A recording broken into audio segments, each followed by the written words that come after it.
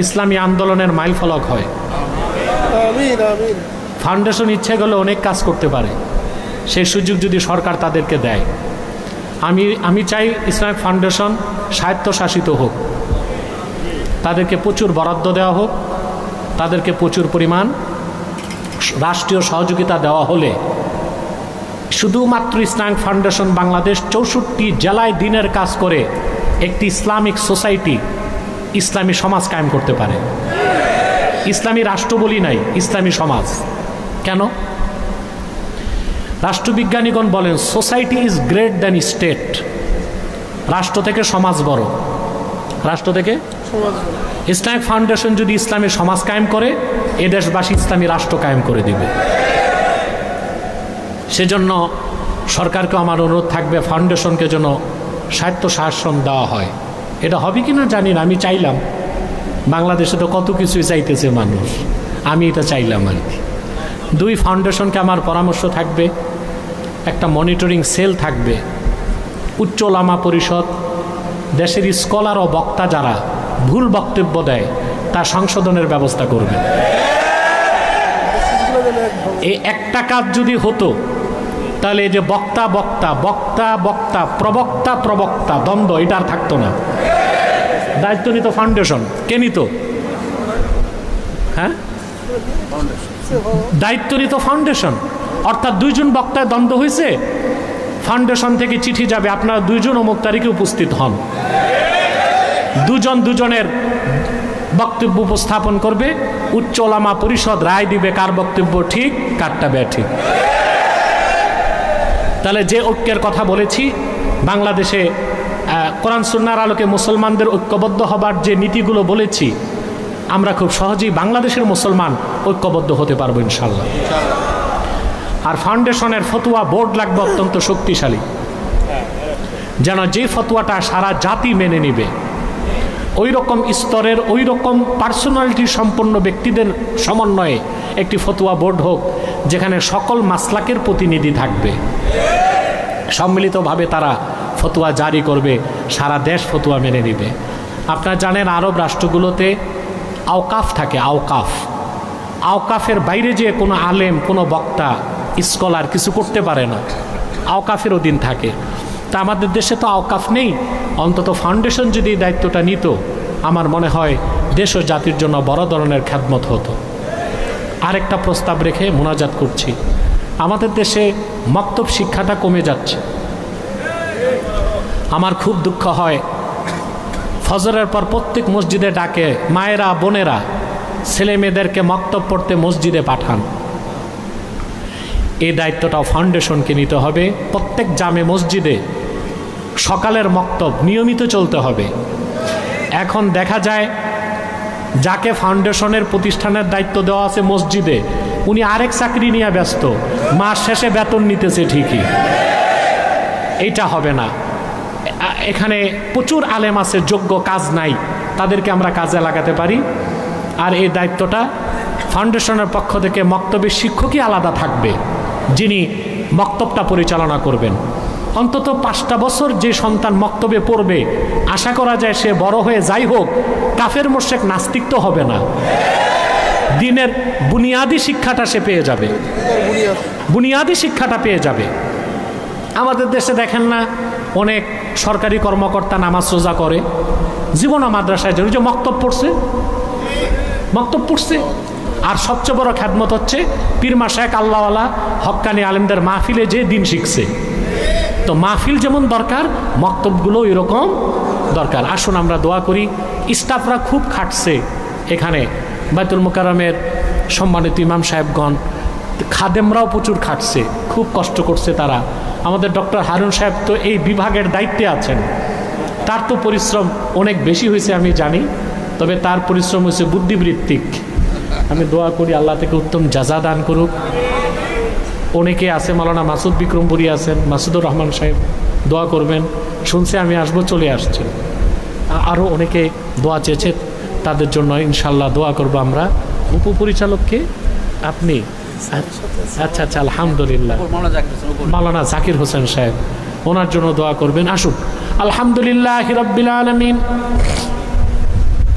ওয়াল আকিবাতু লিল মুত্তাকিন والصلاة والسلام على محمد صلى الله عليه وسلم رحمة للعالمين وعلى آله وصحبه أجمعين ربنا ظلمنا أنفسنا وإن لم تغفر لنا وترحمنا لنكونن من الخاسرين আল্লাহ তাআলা পবিত্র ঈদে মিলাদুন নবী সাল্লাল্লাহু আলাইহি ওয়াসাল্লাম স্মরণে ইসলামিক ফাউন্ডেশন কর্তৃক আয়োজিত পক্ষকালব্যাপী আজকের অনুষ্ঠানের সমাপনী দিবস গত রাতে তোমার অসংখ্য জাকের শাকের নেককার বান্দা নিয়ে হাত তুলেছি। এতগুলো মানুষের মধ্যে যার দুটো হাত তোমার ভালো লাগে আল্লাহ, তার দুটো হাতের বিনিময়ে আমাদের জিন্দেগীর সমস্ত গুনাহ খাতা তুমি মাফ করে দাও। হৃদয়ের গভীর থেকে দোয়া করি আল্লাহ, তোমার আখিরি নবী নূর নবীজি আমার মুহাম্মদ মুস্তাফা সাল্লাল্লাহু আলাইহি ওয়াসাল্লাম আজ থেকে প্রায় ১৫০০ বছর আগে দুনিয়া থেকে বিদায় নিয়েছেন। হায়াতুন নবী হিসেবে জান্নাতুল ফেরদৌস রওজা মুবারকে বিশ্রাম নিয়েছেন।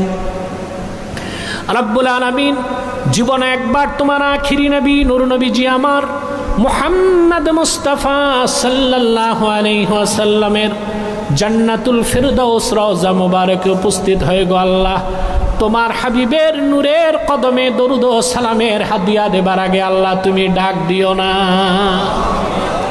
রব্বুল আলামিন একবার বা একাধিকবার যারা সোনার মদিনায় নূরের মদিনায় যেতে পেরেছি আল্লাহ, জীবনে বারবার তোমার আখিরি নবী নূর নবীজি আমার মুহাম্মদ মুস্তাফা সাল্লাল্লাহু আলাইহি ওয়াসাল্লামের নূরের শহর মদিনাতুল মুনাওয়ারা জিয়ারতের জন্য তাদের কপালটা খুলে দাও। আল্লাহ তাআলা হৃদয়ের গভীর থেকে দোয়া করি আল্লাহ, তোমার আখিরি নবী নূর নবীজি আমার মুহাম্মদ মুস্তাফা সাল্লাল্লাহু আলাইহি ওয়াসাল্লামের নূরের চেহারা মুবারক স্বপ্নে একবার দেখে গো আল্লাহ, জান্নাত ওয়াজিব হবার আগে তুমি ডাক দিও না। আল্লাহ তাআলা একবার বা একাধিকবার জানাব তোমার আখিরি নবী নূর নবীজি মুহাম্মদ মুস্তাফা সাল্লাল্লাহু আলাইহি ওয়াসাল্লামের নূরের চেহারা মুবারক স্বপ্নে দেখার সৌভাগ্য লাভ করেছে আল্লাহ, জীবনে বারবার দেখার জন্য তাদের কপালটা তুমি জান্নাতি কপাল বানায় দাও। আল্লাহ আমাদের অনেকের বাবা নাই, অনেকের মা নাই, সন্তান সন্ততি স্ত্রী পরিজন নাই, ইমানের দৌলত সিনায় লালন করে তোমার যত মুমিন বান্দা কবরবাসী হয়ে গেছে আল্লাহ, তাদের কবরগুলোকে জান্নাতের বাগান বানায় দাও। আল্লাহ মুমিন মুসলমানদের কবরগুলোকে জান্নাতের গুলিস্তান বানায় দাও। আল্লাহ আমাদের মুশকিলাতকে আসান করে দাও, নেক হাজাত ও চাহাতকে কবুল করে নাও। পাহাড় সমান গুনার বোঝা নিয়ে হাত তুলেছি মাবুদ, জানি না ক্ষমা পেয়েছি কিনা। ঈদে মিলাদুন নবী সাল্লাল্লাহু আলাইহি সাল্লামের স্মরণে পক্ষকালব্যাপী মাহফিলের বরকতে ওসিলায় আমি পাপী সহ তোমার প্রত্যেক বান্দার জিন্দেগীর গুনাহ মাফ করে শিশুর মতো নিষ্পাপ ঘোষণা করে দাও। রব্বুল আলামিন আমাদের সংসারগুলোতে সুখের বর্ষণ করে দাও, মানসিক প্রশান্তি দান করো, শারীরিক সুস্থতা দান করো। যুবক ভাই যারা হাত তুলেছে, কলিজার টুকরা যুবক ভাইগুলোকে আল্লাহ তোমার হাতে সঁপে দিলাম, তাদের প্রত্যেককে খাঁটি ইমানদার বানায় দাও, সহিহ আকীদার ধারক বানায় দাও, আহলুস সুন্নাহ জামাতের অনুসারী বানায় দাও, খাতমে নবুয়ত আন্দোলনের সৈনিক বানায় দাও, 5 ওয়াক্ত নামাজি বানায় দাও। আমার যে যুবক ভাইটা বেকার আছে তার চাকরির বন্দোবস্ত করে দাও। যে যুবক ভাইটা বিদেশ যাবার স্বপ্ন দেখে তার বিদেশ যাওয়ার স্বপ্ন পূরণ করে নাও। ইয়া হাইয়্যু ইয়া কাইয়্যুম বিরহমাতিকা নাস্তাগীস আসলিহ লানা শানানা কুল্লাহ ওয়া লা তাকিলনা ইলা আনফুসিনা তারফাতা আইন ফাতিরাস সামাওয়াতি ওয়াল আরদি আনতা ওয়ালিয়ুনা ফিদ দুনিয়া ওয়াল আখিরাহ তাওয়াফানা মুসলিমিনা ওয়ালহিকনা বিস সালিহিন। اللهم حبب إلينا الإيمان والقرآن وزينهما في قلوبنا وكره إلينا الشرك والكفر والعصيان يا حنان يا منان ويا منزل القرآن اللهم انصرنا على القوم الكافرين المرتدين المخذلين اللهم اخذل من خذل دين محمد صلى الله عليه وسلم واخذل من أنكر توحيدك ورسالة نبيك وعقيدة ختم النبوة ولا تجعلنا منهم ولا تجعلنا منهم ولا تجعلنا منهم اللهم انصر المسلمين في كل دولة من دول الإسلام اللهم انصر المسلمين الفلسطين والغزة وانصرهم نصرا عزيزا وارزقهم رزقا حلالا طيبا مباركا متقربا وافتح لهم أبواب العنايات والكرامات والبركات واجعل لهم من لدنك سلطانا نصيرا اللهم طهر بيت المقدس من نجس اليهود الصهيوني